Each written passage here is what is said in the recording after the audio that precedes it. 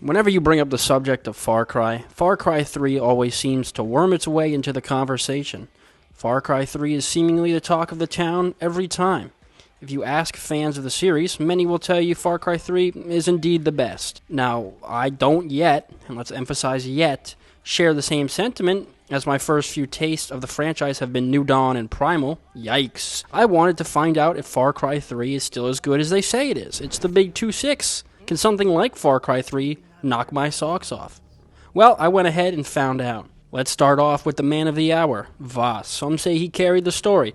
I personally have no comment, but let's talk about the acting job. I've always seen clips float around in pop culture, and I've heard of how good his performance was.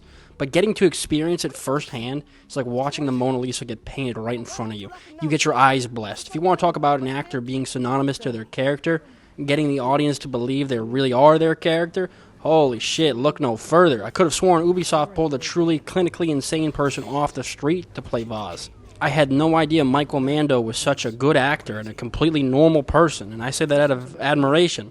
I mean, no offense towards him. I feel blessed to have experienced that. Far Cry 3 also does something quite unique that I'd like to point out.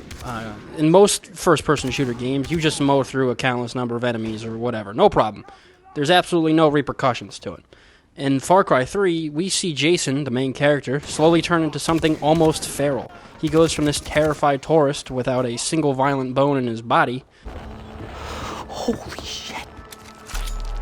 Oh god, I can't do this, Grant. Into a truly savage killer.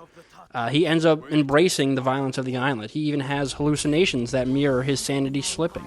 It's rare for a shooter to treat all that killing as anything other than just another day in the life of the main character. Far Cry 3 was also, fortunately, and unfortunately, the birth of Ubisoft's patented open-world game loop.